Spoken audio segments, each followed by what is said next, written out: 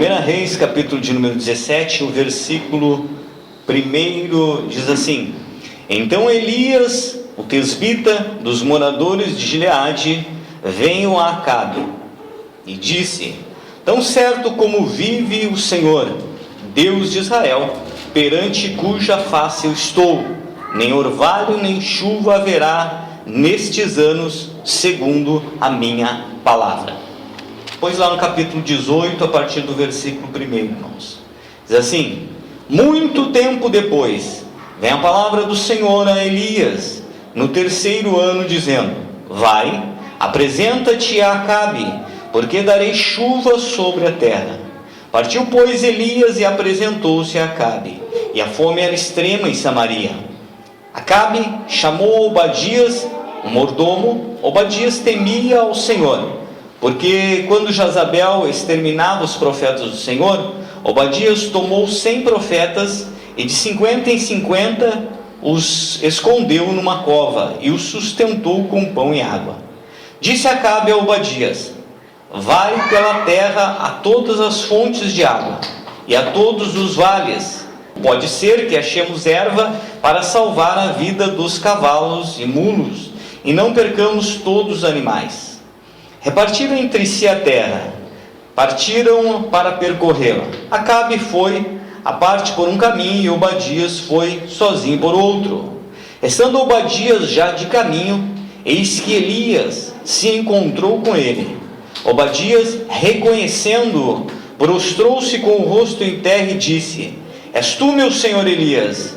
Respondeu-lhe ele: Sou eu. Vai e dize a teu senhor: Eis que aqui está Elias. Porém ele disse: Em que pequei eu, para que me entregues, ou entregue teu servo à mão de Acabe, e ele me mate? Tão certo como vive o Senhor teu Deus, não houve nação nem reino onde o meu Senhor não mandassem homens à tua procura, e dizendo eles: Aqui não está, fazia jurar aquele reino e aquela nação que não havia estado ali. Agora tu dizes: Vai e dizes a teu senhor: Eis que aqui está Elias. Pode ser que, apartando-me eu de ti, o Espírito do Senhor te leve pela mão para algum lugar, e vindo eu a dar as novas a Acabe, e não te achando, ele me matará. Eu, contudo, teu servo, temo ao Senhor desde a minha mocidade. Acaso não disseram a meu senhor o que fiz quando Jezabel matava os profetas do Senhor?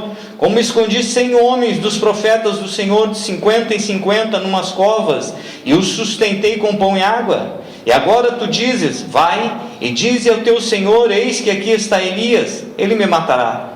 Disse Elias: Tão certo como vive o Senhor dos exércitos, perante cuja face eu estou, deveras hoje me apresentarei a ele.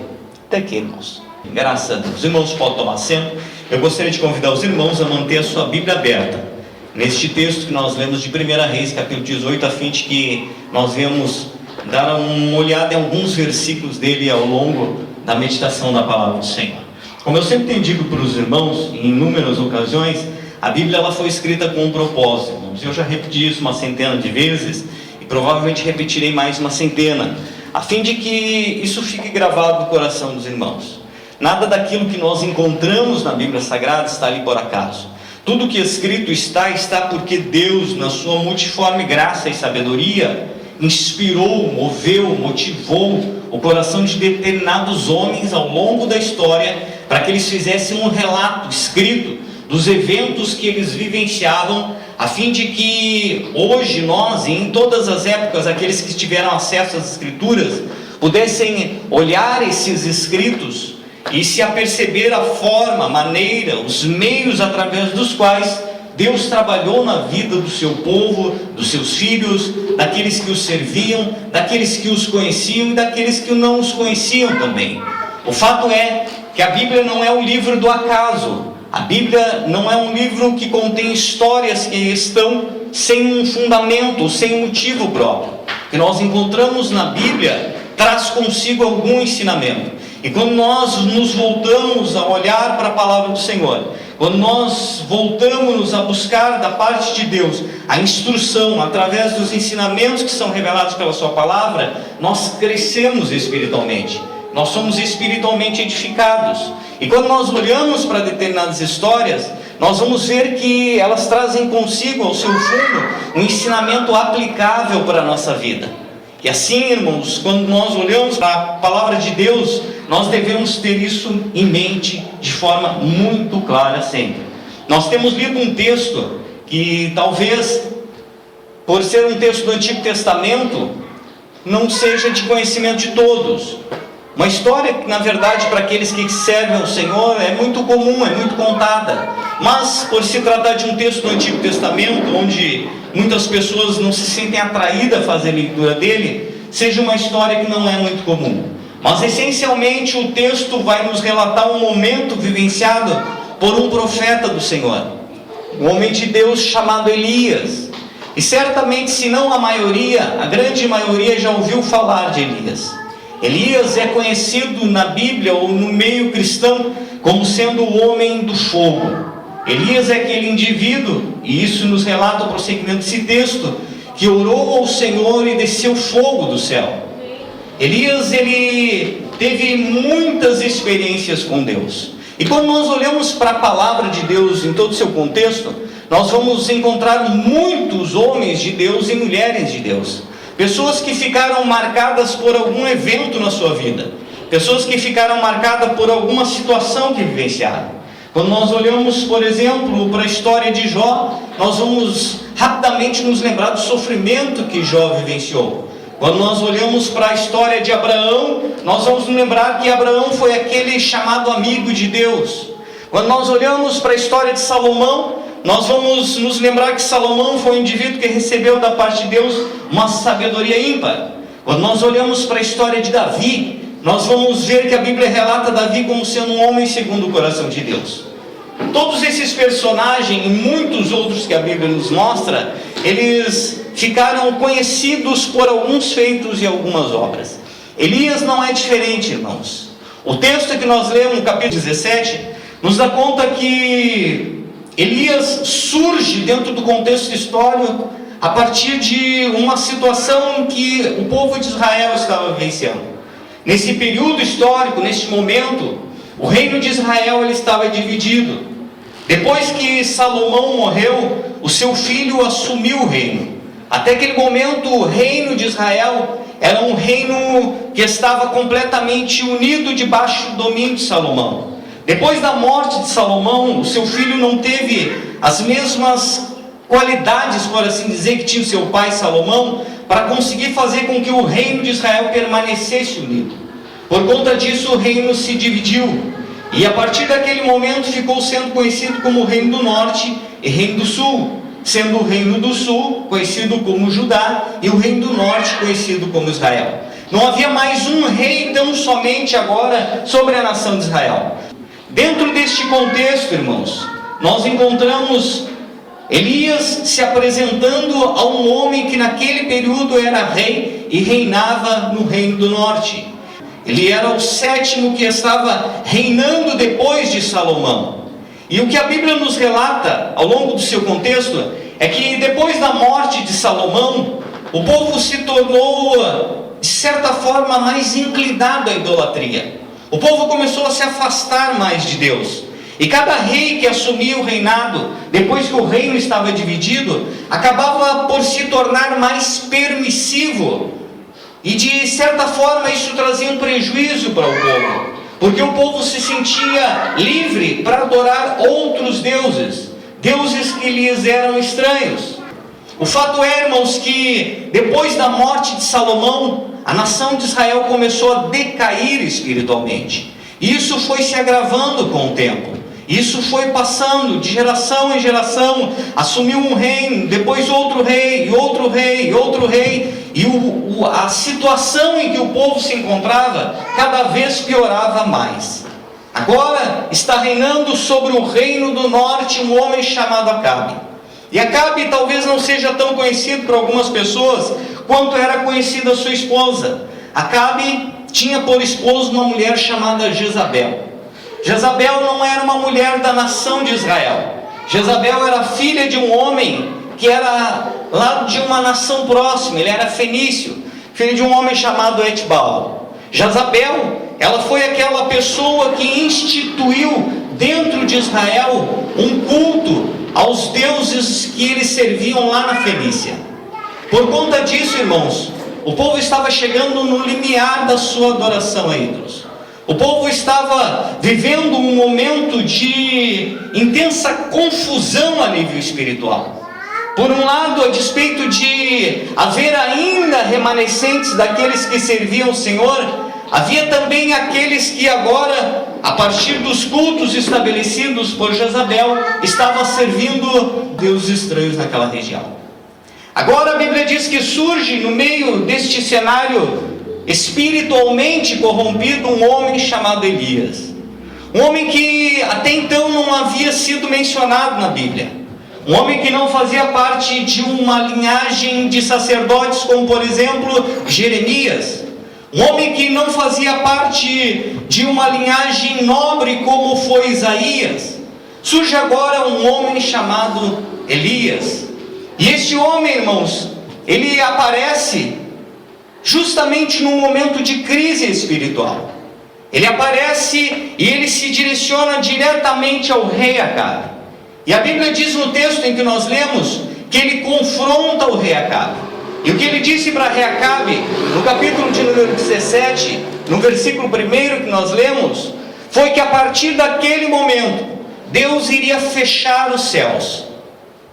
A partir daquele momento não haveria mais chuva sobre a nação de Israel, até o momento em que novamente Deus viesse a abrir os céus segundo a sua palavra.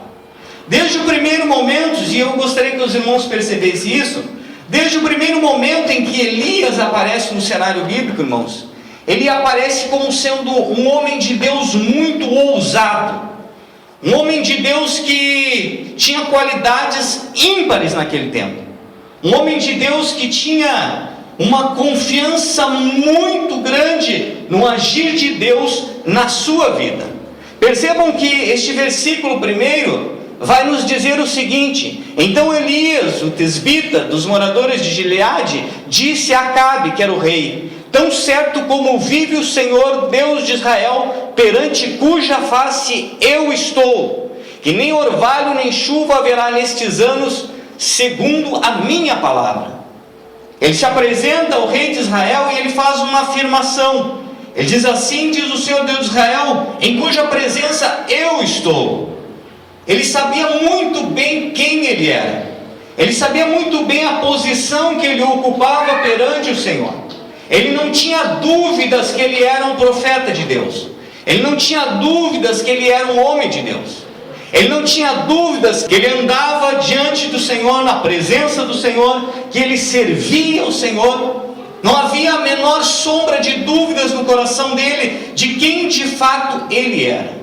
Para além disso, o texto diz que quando ele confronta Acabe, ele diz: tão certo como vive o Senhor, cuja presença eu estou, que não haverá nem chuva nem orvalho, senão segundo a minha palavra. Percebam que o texto é claro quando diz que não haveria chuva nem orvalho, senão segundo a palavra dele. Ele não disse não haverá nem chuva nem orvalho, senão por ordem de Deus em algum momento. Ele não disse não haverá chuva ou orvalho, a menos que Deus levante um outro profeta. Não. Ele disse não haverá chuva e nem orvalho, senão segundo a minha palavra. O que ele está dizendo é: a partir deste momento eu sou a boca de Deus nessa região. Só vai acontecer se eu disser que isto vai acontecer. Porque Deus só vai voltar a falar contigo, rei Acabe, somente através dos meus lábios. Percebam a confiança que ele tinha, irmãos. Para além de saber quem ele era, para além de ter a confiança que ele tinha diante de Deus, por conta de saber de fato quem ele era, ele tinha a confiança de que Deus em momento algum usaria outra pessoa senão ele. Ele não tinha dúvidas que naquele momento ele era a boca de Deus sobre a terra. Aquilo que ele dissesse aconteceria, aquilo que ele não dissesse não aconteceria. Talvez outros falsos profetas pudessem se levantar nesse tempo e dizer: fica tranquilo, rei Acabe, porque assim diz o Senhor, haverá chuva muito em breve. Mas Elias deixou muito claro para o rei Acabe que não haveria chuva sobre a terra, senão pela sua palavra. Que certeza que Elias tinha! Quem dera nós, como servos de Deus, tivéssemos a mesma confiança que Elias tinha.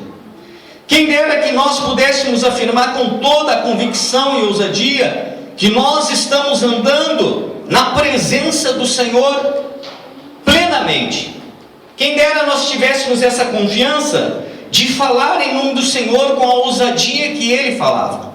Para além disso, percebam quem ele está confrontando. Ele não está profetizando para o povo. Ele não está profetizando para um grupo determinado de pessoas. Ele era tão ousado, dada a confiança que ele tinha na presença de Deus, que ele chegou na presença do rei Acabe. E diante do rei Acabe foi o que ele disse: não haverá chuva e de orvalho, senão segundo a minha palavra. Ele não temia confrontar a maior autoridade que existia naquele tempo. Ele não tinha receio de chegar diante da maior autoridade que existia naquela região para dizer para este as palavras que Deus havia dito. De tal forma, irmãos, que quando nós pensamos na pessoa de Elias, a primeira coisa que nos vem à mente, para além de reconhecê-lo, aqueles que assim conhecem como sendo homem de fogo, que nós vamos perceber é que ele era um homem muito ousado na presença de Deus. Era um homem que não tinha temor, não tinha receios, não media palavras para falar aquilo que Deus colocava no seu coração. Não tinha receio de comparecer diante de ninguém, nem do rei, para exortá-lo se necessário. Tinha confiança de que a vida dele estava plenamente nas mãos do seu Deus. Tinha confiança que a palavra que ele dissesse iria se cumprir tal qual ele havia dito. Quando nós olhamos para a palavra do Senhor, e nós vamos ver isso em alguns textos mais adiante, nós vamos perceber que Elias teve algumas experiências maravilhosas com Deus, que foram agregando ainda mais a fé e a confiança na vida dele. Para além da ousadia que ele já tinha quando ele se apresenta diante do rei Acabe, ele vivenciou determinadas experiências em sua caminhada que acabaram fortalecendo ainda mais as convicções e a ousadia dele para ser usado nas mãos do Senhor. Depois deste confronto que ele teve com Acabe, o Senhor chega para ele e diz: bom, agora tu te retira daí, Elias. Agora tu vai para uma determinada região, porque eu vou mandar que os corvos ali te alimentem. Elias, obedecendo a ordem do Senhor, retirou-se e esteve num determinado local. E o texto bíblico nos diz que naquele local o Senhor mandava que os corvos fossem alimentar Elias. Imaginem, irmãos, que experiência maravilhosa. Naturalmente ou humanamente pensando, jamais o corvo levaria alimento para ninguém.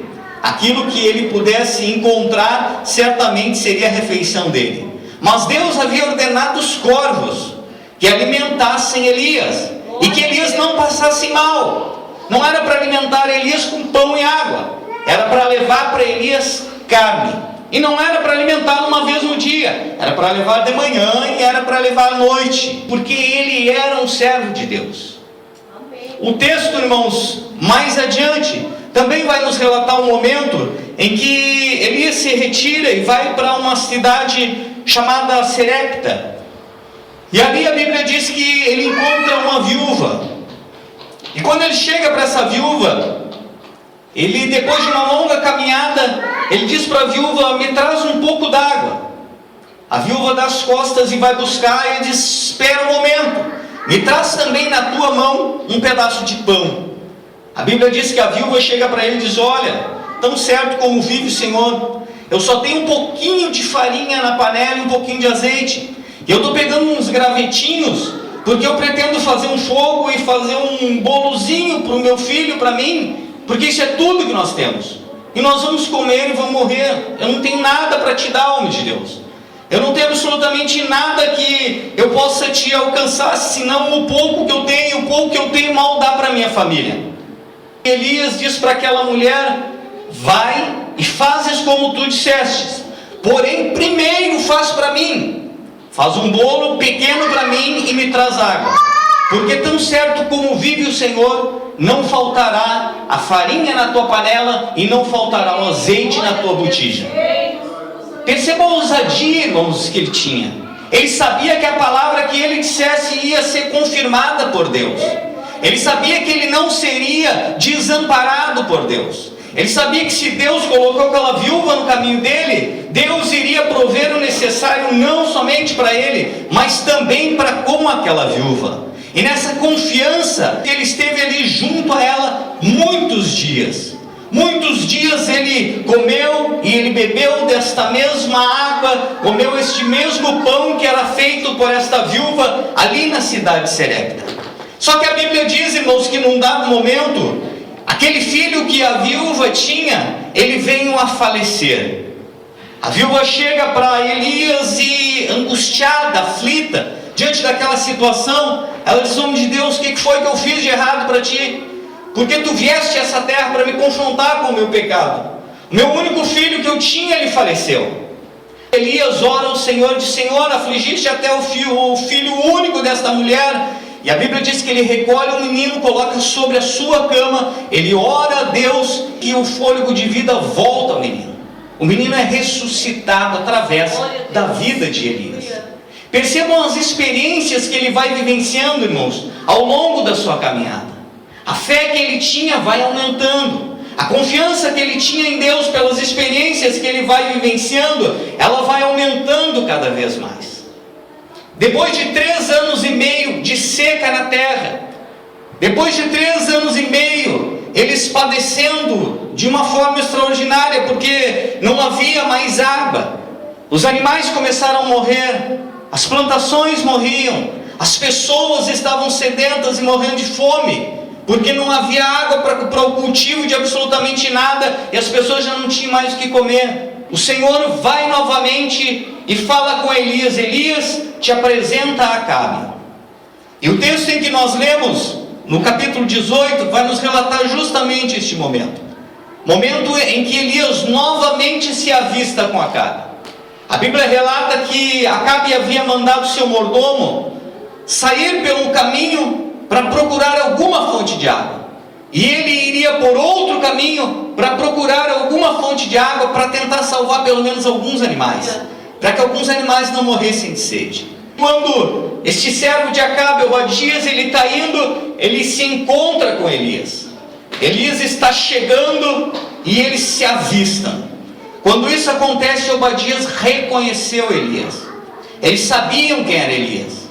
Eles sabiam que Elias era aquele que havia profetizado, aquele que havia dito, aquele que havia ordenado em nome do Senhor, aquele que havia liberado uma palavra que fez com que aquela seca se iniciasse. O texto, irmãos, no capítulo de número 18, você que tem a sua Bíblia, eu gostaria que você fizesse leitura juntamente comigo. No versículo 8 diz: respondeu-lhe ele: sou eu, vai e diz ao teu senhor Acabe: eis que aqui está Elias. Percebam, irmãos, a ousadia de Elias. Depois de 3 anos e meio de seca, depois de 3 anos e meio, a terra padecendo, sofrendo, as pessoas não terem condições da manutenção da própria existência, as plantações perdidas, o gado perdido, agora Elias aparece novamente. E ele aparece com uma ousadia extraordinária, porque ele chega para o mordomo de Acabe e disse: vai e avisa Acabe que Elias está de volta, que eu estou aqui novamente. Quando isto acontece, o mordomo temeu. Ele disse: meu senhor, o que eu fiz contra ti para que agora tu entregues a minha vida na mão de Acabe? Porque tão certo como vive o Senhor, não houve nação ou cidade aonde o meu Senhor não te procurou. Meu Senhor estava atrás de ti todos esses anos. Ele te tinha por culpado de tudo que aconteceu e ele buscava a tua vida. E nós percorremos cidades e cidades, e ele fazia com que os moradores das cidades onde entravam jurassem que nenhum tivesse te visto em momento nenhum. E agora tu aparece e manda eu ir avisar ele que tu está de volta. Imagina se quando eu for avisar ele que tu voltou, o Espírito do Senhor te tomar e te levar para algum lugar, e quando eu chegar com ele, que tu tiver sumido, ele vai me matar. Elias diz para Obadias: não temas, porque certamente hoje eu irei me apresentar na presença do rei. Elias tinha tanta confiança que ele sabia que a presença dele naquele lugar iria fazer com que alguma coisa acontecesse. Porque aonde um homem de Deus chega, alguma coisa tem que acontecer. Amém. Glória a Deus. Aonde um servo de Deus chega, alguma coisa tem que acontecer. Amém. E Elias tinha esta confiança. Elias sabia disso. E como ele tinha essa certeza, essa convicção latente no seu coração, ele não disse para o mordomo: olha, diz para Acabe que eu vou orar e quem sabe talvez o Senhor novamente use de misericórdia com a terra e abre os céus. Não. Ele disse: vai e diz para o teu Senhor que aqui está Elias. A Bíblia diz que o mordomo, então, irmãos, no segmento do texto, ele vai ao encontro de Acabe. E quando ele chega até Elias, quando Acabe retorna até Elias juntamente com Obadias, a primeira coisa que Acabe diz para Elias: és tu o perturbador de Israel?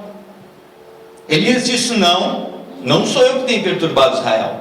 Quem tem perturbado Israel é tu e a tua esposa Jezabel, porque vocês têm adorado ídolos, porque vocês têm deixado o Deus verdadeiro, porque vocês têm contaminado a fé do povo, porque vocês têm feito o povo errar, porque vocês não seguem os mandamentos do Senhor. O culpado aqui és tu, rei. Elias não temia, mesmo depois de 3 anos de seca, que o rei deveria estar extremamente revoltado com aquela situação, que o rei deveria estar extremamente indignado com aquela situação. Elias não temia confrontar o rei, não temia dizer para o rei a verdade que precisava ser dita, não temia chegar diante do rei e dizer: rei, o culpado por essa situação é tu, não sou eu o culpado é tu que não tens seguido ao Senhor. O culpado da situação que tu estás vivenciando, que a tua casa estás vivenciando, que a nação está vivenciando, é por conta dos teus pecados, é por conta dos teus erros, é por conta dos pecados da tua esposa, é por conta daquilo que vocês têm feito contrário à vontade estabelecida de Deus. Elias diz para Acabe o seguinte: manda chamar todos os profetas de Baal, manda chamar todos os profetas dos postes ídolos, e manda eles se encontrar comigo sobre o monte, e nós vamos orar a Deus. Eles vão orar ao Deus deles e eu vou orar ao Senhor Deus. Faz com que toda a nação de Israel esteja neste encontro. Proclama uma ordem para todo o reino, para que todos lá estejam, e nós vamos provar hoje quem de fato é Deus. Se o Deus verdadeiro é o Deus que a tua esposa tem apregoado, é Baal, ou se Deus é o Senhor, o Deus verdadeiro. Todos se reuniram, irmãos, no monte. E a Bíblia diz que Elias chega para aqueles 450 profetas de Baal e mais 400 profetas dos postes ídolos, ou seja, 850 profetas de deuses estranhos, e diz para eles o seguinte: olha, vocês peguem aquele animal, vocês peguem esta lenha, vocês construam um altar e vocês invoquem o nome do Senhor. Mas vocês não coloquem fogo no altar, porque o Deus que for o Deus verdadeiro, ele vai responder com fogo. O Deus que for o Deus verdadeiro, ele vai aceitar o sacrifício e ele vai mandar fogo do céu para consumir este holocausto. Os profetas de Baal todos se reúnem, armam o seu altar, colocam a sua oferta ao Deus deles e começam a clamar, e começam a suplicar, e começam a se humilhar diante de Deus deles. E naquele tempo, os profetas de Baal, eles tinham por hábito se cortar para, de alguma forma, tentar cair nas graças do seu suposto Deus. Era como um sinal de humilhação diante do seu Deus. E eles clamaram, e eles falaram, e o tempo foi passando, e nada. Lá pelas tantas, Elias já não aguentava mais, já estava debochando deles, diz o texto. Elias chega para eles e diz: não é Deus? Esse Deus de vocês não é Deus? Por que ele não está ouvindo vocês? Será que ele está dormindo?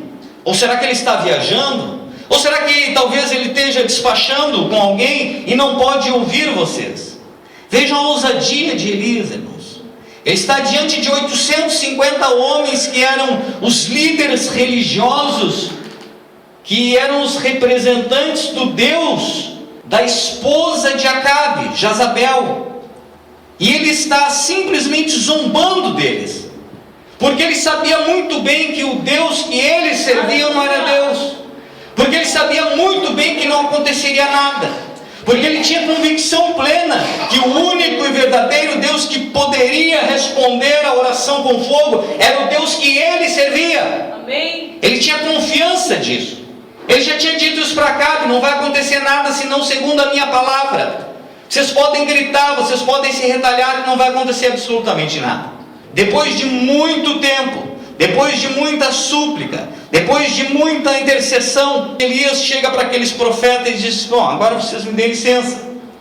Ele restaurou o altar, ele preparou a lenha, ele colocou o novilho sobre o altar. Ele diz: vocês devem agora arrumar água, para que isso se torne mais chocante aos olhos de vocês, para que ninguém depois venha dizer que o calor fez com que a lenha pegasse fogo. Vocês arrumem água e vocês molhem agora toda essa lenha. E a Bíblia diz que eles fizeram isso uma vez. Elias disse: molha de novo, 2 vezes, molha pela 3ª vez, de tal forma que aquele altar já estava encharcado. A água escorreu e chegou a criar valetinhos no chão cheia d'água. Então Elias orou ao Senhor.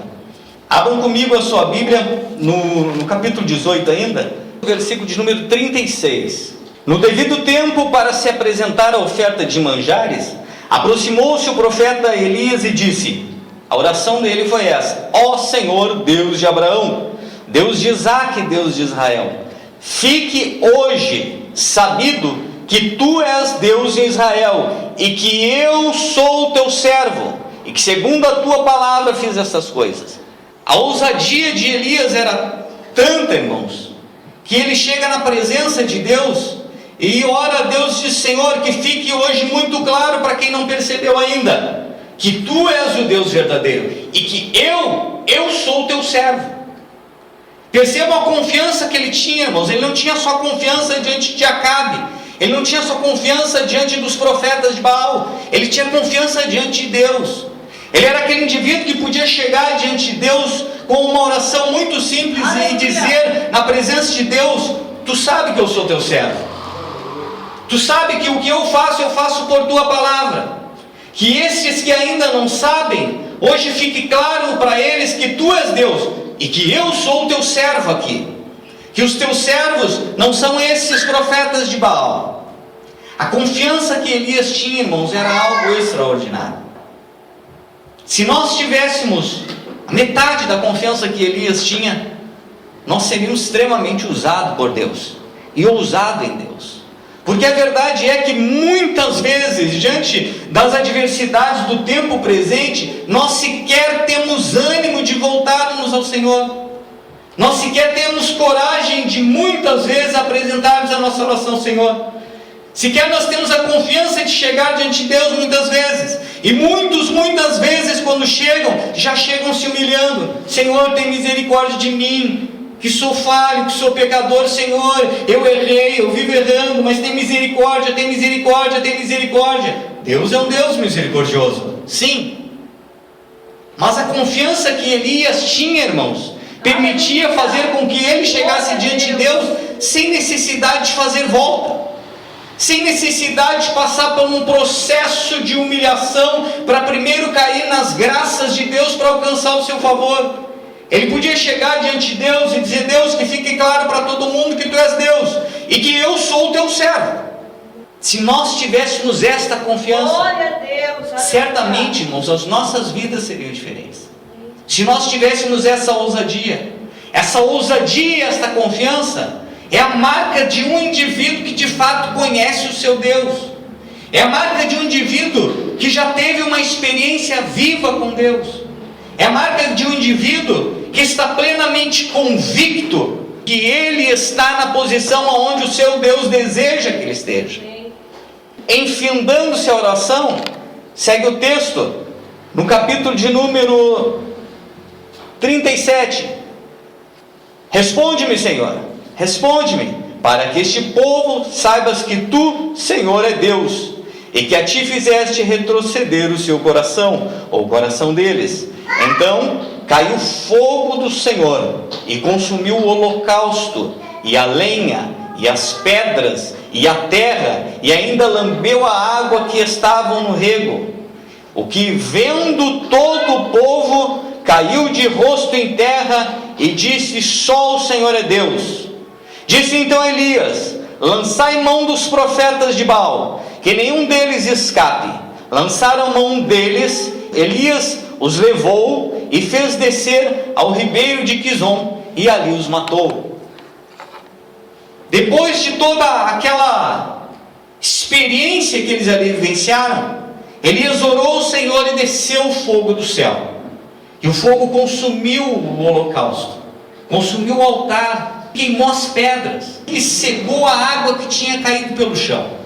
O povo, vendo isso, irmãos, o povo se prostrou com o rosto em terra e reconheceu: só o Senhor é Deus. Verdadeiramente Deus é quem Ele diz ser. Porque nós tivemos uma experiência extraordinária do agir de Deus. Nós vimos Deus usar Elias de forma poderosa, maravilhosa, e o milagre aconteceu diante dos nossos olhos. E a verdade é que eles se dispuseram a fazer o que Elias disse. Elias disse: então, se Deus de fato é Deus, vamos então exterminar com todos os profetas de Baal. A Bíblia diz que o povo pegou aqueles 850 homens, levou para a beira do ribeiro e ali os mataram. Depois disso, irmãos, Elias chega para Acabe e diz: Acabe, prepara o teu carro, come, bebe e volta para a tua cidade, porque vai começar a vir chuva. Elias se retira com o seu moço e vai para a oração. Elias ora ao Senhor e manda o seu moço ir e olhar no horizonte para ver se já havia algum sinal de chuva. A Bíblia diz que o moço de Elias vai até o horizonte, olha e volta e diz: não tem sinal nenhum. O sol continua escaldante, não se ouve ruído de chuva, não tem vento, não tem nada. Elias, tem certeza que vai vir chuva? Elias tinha convicção, irmãos. Elias não disse que viria chuva porque ele viu que umas nuvenzinhas apareceram no horizonte. Elias disse: a chuva vai descer porque eu havia dito que ela desceria pela minha palavra. Amém. Ele havia dito isso para Acabe 3 anos e meio antes: tão certo como vive o Senhor, Deus de Israel, que não haverá chuva nem orvalho, senão pela minha palavra. Agora ele chega novamente diante de Acabe e diz: pode descer, porque agora vai voltar a haver chuva. Amém. O Senhor não disse para ele que iria vir chuva naquele momento, mas ele tinha confiança em Deus. Ele sabia que a palavra que ele dissesse não cairia por terra. Ele sabia que aquilo que ele dissesse, Deus ia assinar embaixo. Amém. Afinal de contas, ele sabia quem ele era. E quando nós sabemos quem nós somos, irmãos, nós temos que ter confiança diante do nosso Deus.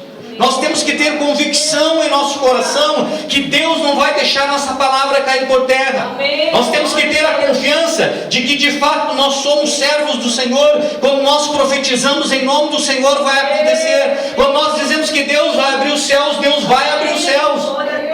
Elias tinha esta confiança. E o moço voltou 7 vezes.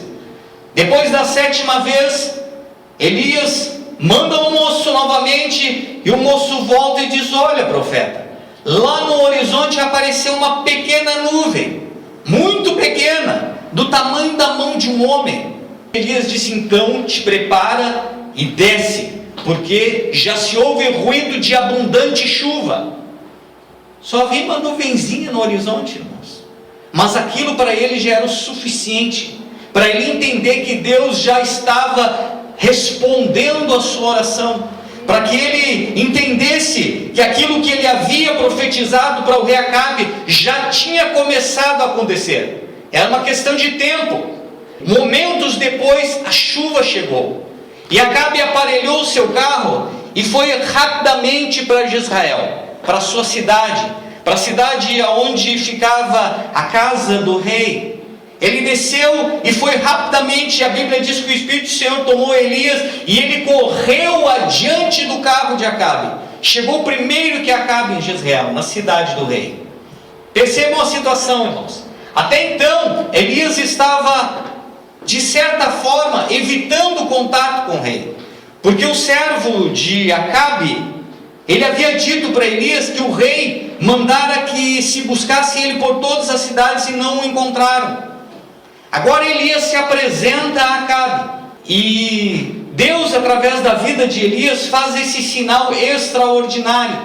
O povo todo está dando glória a Deus, o povo todo está dizendo: só Deus é o Senhor. Elias diz que a chuva voltaria, e o Senhor cumpre com a sua palavra, ou com a palavra que Elias proferiu, e a chuva veio novamente.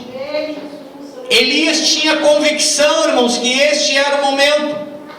O que Elias imaginou é que agora o coração do próprio rei se converteria, porque o rei estava junto.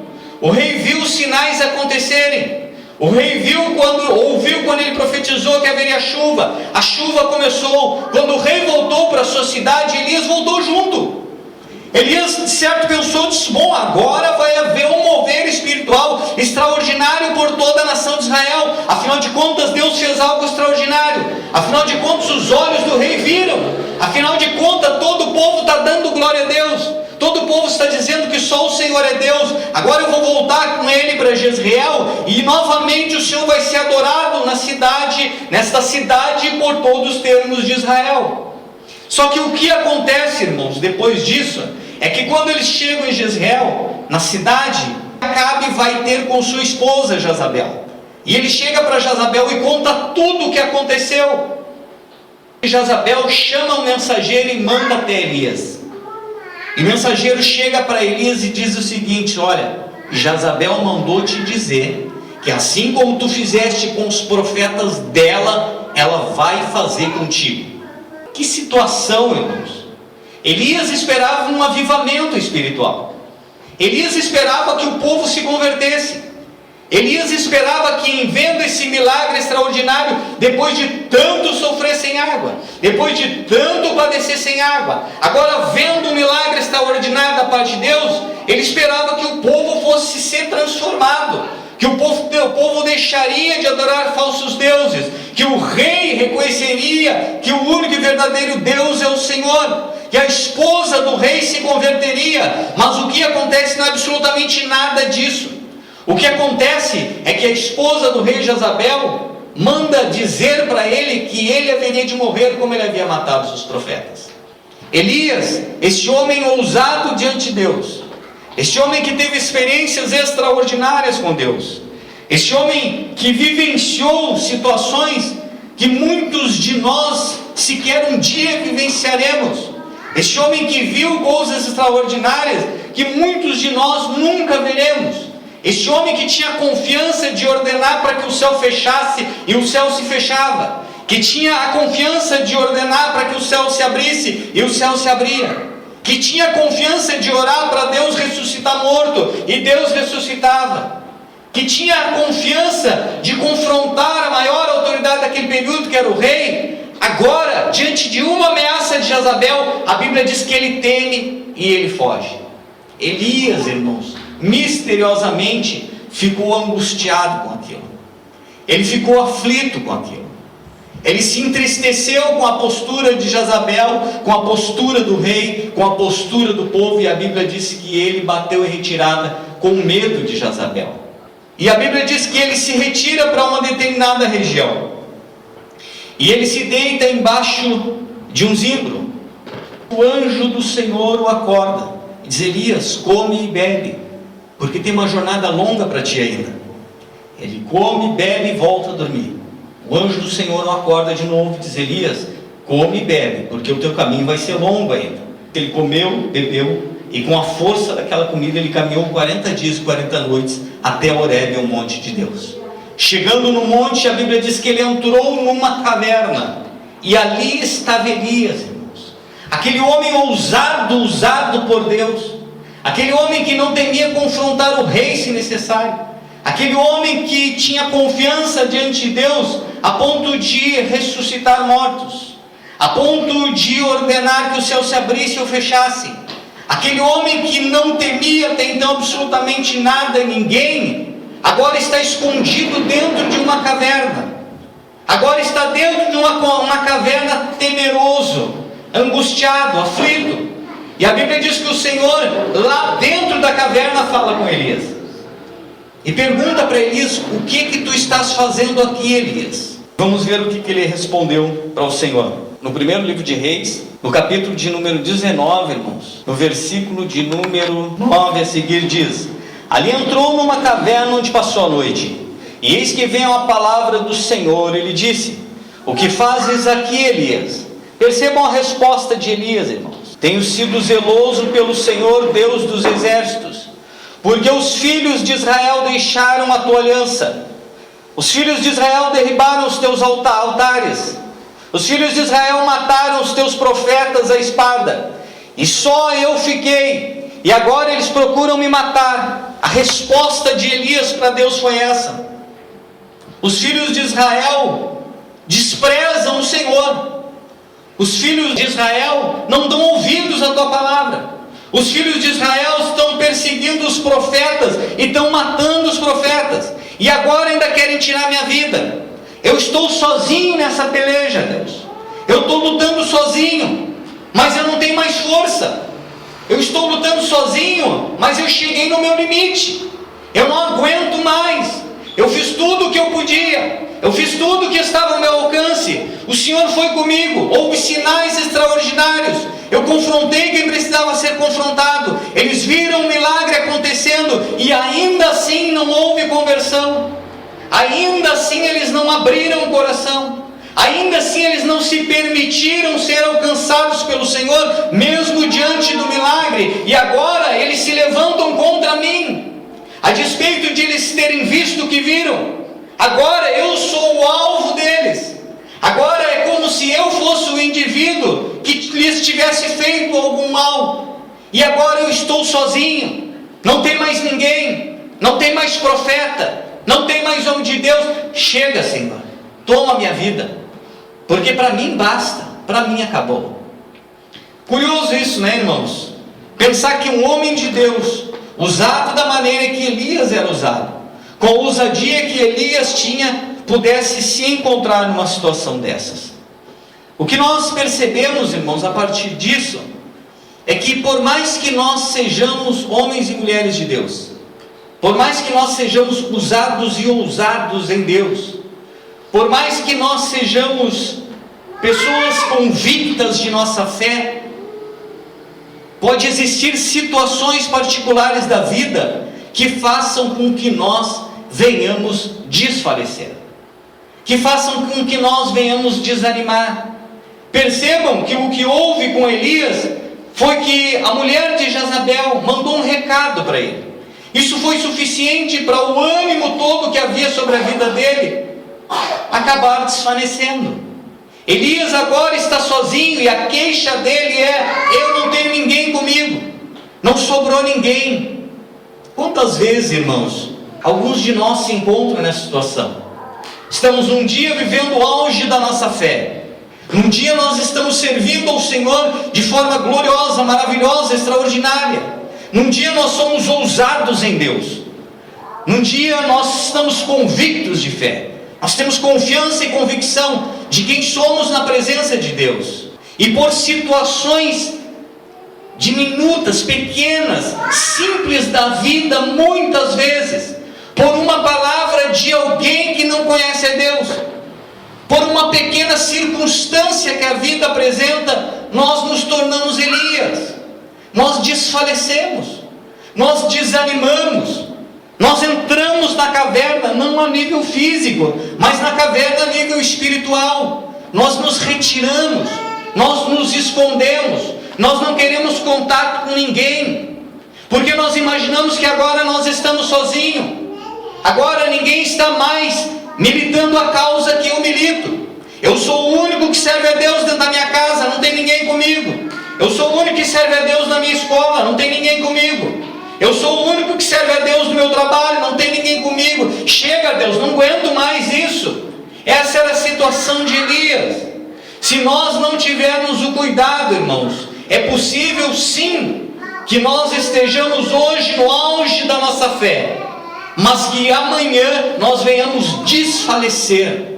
É possível que uma palavra entre no nosso coração, porque foi isso que aconteceu com Elias. Foi uma palavra de Jezabel para ele, e todo o ânimo que existia na vida dele acabou. Uma palavra conseguiu desanimá-lo completamente. Uma palavra conseguiu tirar toda aquela confiança que ele tinha em Deus. Tenhamos cuidado, irmãos, com aquilo que ouvimos. Tenhamos cuidado com aquilo que nós recebemos vindo de outros, para que uma palavra não entre no nosso coração e nós venhamos nos tornar Elias. Nós venhamos nos desanimar, nós venhamos entrar numa caverna. O texto diz que Deus chega para Elias e pergunta: o que tu fazes aqui, Elias? E ele disse: eu tenho sido zeloso, eu tenho feito tudo que está ao meu alcance, eu tenho me esforçado no máximo, eu tenho tentado da maneira que dá, eu não tenho medido, Senhor, nenhum esforço para fazer tudo o que o Senhor tem me dito para fazer, tudo que é necessário que eu faça, mas eu estou sozinho nessa batalha, eu estou sozinho nessa peleja, é só eu que estou fazendo. Quando eu olho para os outros, para o teu povo, porque essa era a queixa dele, o teu povo não está fazendo nada. Quando eu olho para os outros, eu percebo que eu estou sozinho nessa batalha. Quando eu olho para aqueles que me cercam, eu percebo que eles não estão se importando com isso, porque eles não estão dando crédito para a tua palavra. É isso que Elias está dizendo. E por conta disso, ele está completamente desfalecido. Seguindo o texto em que nós lemos, no capítulo de número 19, no versículo 10, eu tenho sido zeloso pelo Senhor, Deus dos exércitos, porque os filhos de Israel deixaram a tua aliança, derribaram os teus altares e mataram os teus profetas à espada, e só eu fiquei e agora procuram tirar minha vida. Disse-lhe Deus: sai e põe-te neste monte perante o Senhor. O Senhor disse para Elias. E eis que passava o Senhor, e um grande e forte vento fendia os montes, e despedaçava as penhas diante do Senhor. Porém o Senhor não estava no vento. Um terremoto, mas o Senhor não estava no terremoto. Depois de terremoto, um fogo, mas o Senhor não estava no fogo. E depois do fogo, um silêncio tranquilo e suave. Silêncio, tranquilidade. Quando isso aconteceu, Elias se cobriu com a sua capa e saiu à porta da caverna. E novamente o Senhor fala com ele: o que tu fazes aqui, Elias? A experiência, irmãos, que Elias precisava ter, ele está tendo agora. Não existe mais uma multidão de pessoas, não existe mais público, não existe mais plateia. Agora é ele e Deus dentro daquela caverna. Agora, aquilo que outrora ele tinha visto, fogo descendo do céu, Deus agindo extraordinariamente, o povo glorificando a Deus, nada disso vai acontecer dentro da caverna. A Bíblia diz que o Senhor disse para ele: sai de dentro da caverna, e a Bíblia é enfática dizer que o Senhor passava, mas antes passou um vento forte, que despedaçava as penhas, mas o Senhor não estava naquele vento. Depois houve um terremoto muito grande, um barulho extraordinário, mas o Senhor não estava no barulho. Depois desceu fogo do céu, mas o Senhor não estava no fogo. Elias já tinha tido essas experiências visuais. Elias já tinha encontrado o Senhor no fogo lá do sacrifício. Elias já tinha visto Deus agir de forma extraordinária, visivelmente. Mas a experiência que Elias precisa neste momento não é essa experiência do fogo, não é a experiência do barulho do terremoto, não é a experiência de um vento soprando. Elias não precisa nada disso agora, porque nessas coisas ele não vai encontrar Deus. Ele só encontrou o Senhor com o Senhor fora da caverna, quando acabou isso tudo, quando houve tranquilidade, quando ele estava em silêncio. É justamente, irmãos, isto que Jesus disse para os seus discípulos. Certa feita, Jesus reunido com os seus discípulos, ele disse: quando vocês orarem ao Pai, vocês entrem no quarto de vocês e fechem a porta, e vocês busquem o Deus que está em secreto, porque lá na intimidade, tu e o Deus que está em secreto, vocês vão ter uma experiência. porque lá na intimidade Deus vai te ouvir e vai te responder. Elias, o homem do fogo, precisava ter um encontro pessoal com Deus novamente, para que ele fosse restaurado, para que todas essas mágoas, angústias, dúvidas, incertezas que ele está vivenciando dentro da caverna saíssem do coração dele. Ele precisava de um encontro íntimo e pessoal com Deus. Não um encontro no fogo, não um encontro na multidão, não um encontro no grande grupo, não um encontro com manifestações visíveis de alguma coisa, não. Ele precisava um encontro ali, só ele e Deus, sem barulho, sem fogo caindo, sem vento soprando, ele e Deus, como Jesus falou. Quando nós vivenciamos essas circunstâncias, irmãos, o que a Bíblia nos apresenta como um caminho de restauração é um encontro pessoal com Deus. Somente tendo um encontro íntimo com Deus, nós haveremos de ser restaurados. Nós não haveremos de ser restaurados no meio de um grande barulho. Nós não haveremos de ser restaurados no meio do fogo caindo, no grande grupo, no meio da multidão. A restauração para Elias veio quando ele entendeu isto, quando o silêncio veio, quando está lá só ele e Deus e não tem testemunha de nada, não há o que se provar para ninguém, não há palavras a serem ordenadas, é ele e Deus. Quando ele se encontrou nessa situação, então ele saiu da caverna e novamente ele teve um encontro com o Senhor. Se você precisa de uma restauração de Deus, entenda isso, meu irmão. Você não vai encontrar isso em movimento nenhum. Você vai encontrar isso quando você buscar a Deus em secreto. Amém. Quando você entender o que Jesus disse. Quando você se decidir a ter uma vida íntima com Deus. Quando você compreender que não depende do grupo, que não depende de manifestações extraordinárias.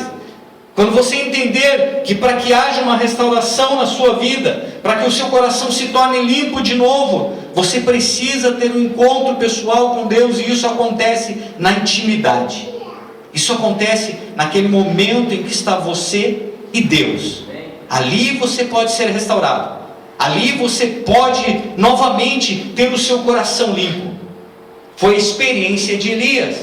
Quando nós seguimos lendo o texto, depois deste encontro, o Senhor falou com Elias e disse: fica tranquilo, Elias, porque tu não está sozinho. Tu pensa que está sozinho, mas não está. Eu separei 7.000 que não se dobraram diante de Baal. Mas volta agora, Elias, porque ainda tem trabalho para ti. A Bíblia diz que Elias voltou, e quando nós lemos 1 Reis, ou melhor, 2 Reis, no capítulo 1, nós vamos encontrar Elias novamente. O rei Acabe já havia falecido. Agora o filho de Acabe está reinando. E a Bíblia diz que Elias está sobre o monte, orando e buscando ao Senhor. O rei manda chamar Elias e manda uma escolta com 50 homens. Chega um capitão com 50 soldados e dizem para Elias: Elias, o rei mandou tu descer. Desce, homem de Deus, porque o rei mandou. Elias não faz caso disso, irmãos. Aquele Elias que temia Jezabel não tem mais nada agora. Aquele Elias que se aterrorizou diante de uma palavra de Jezabel, agora não teme mais absolutamente nada. A Bíblia diz que ele vira para aqueles homens e disse: eu sou homem de Deus que desça fogo do céu e consuma a ti os teus 50. Naquele momento desceu fogo do céu e consumiu ele com os seus 50. Amém. Novamente o rei mandou outro capitão com mais 50. E eles novamente subiram no monte. E este novamente repetiu o discurso do primeiro homem de Deus.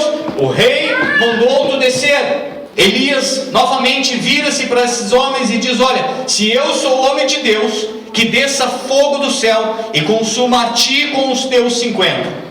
Desce fogo do céu e aquele homem com 50 soldados é consumido. Depois disso, vai outro grupamento, um terceiro, com o capitão e mais 50. Este terceiro capitão, já se apercebendo o que havia acontecido com os dois primeiros, ele chega diante de Elias com toda a humildade. Diz: homem de Deus, por favor, seja preciosa a minha vida aos teus olhos. Esses dois capitães que vieram antes de mim, eles eram imprudentes, mas tem misericórdia de nós, homem de Deus. A Bíblia diz que o Senhor diz para Elias: com este tu pode descer. Percebam, irmãos, a mudança que houve na vida de Elias a partir do momento em que ele teve um encontro com o Senhor. A partir do momento que ele teve uma experiência íntima e pessoal com Deus. O plano e o propósito de Deus, irmãos, para cada um de nós, não é que nós venhamos viver de grandes avivamentos, não é que nós venhamos viver de grandes manifestações de Deus, não é que nós venhamos viver de eventos que sejam extraordinários à luz dos nossos olhos como seres humanos. O desejo de Deus é que nós aprendamos a ter comunhão com Ele, que nós venhamos entender que Deus é um Deus que busca um relacionamento íntimo, que Deus é Deus que busca um relacionamento pessoal, que o único jeito de você encontrar Deus de verdade é se você buscá-lo na sua intimidade. Este é o plano de Deus, este é o propósito de Deus para nós, nossas vidas. Bendito seja Deus.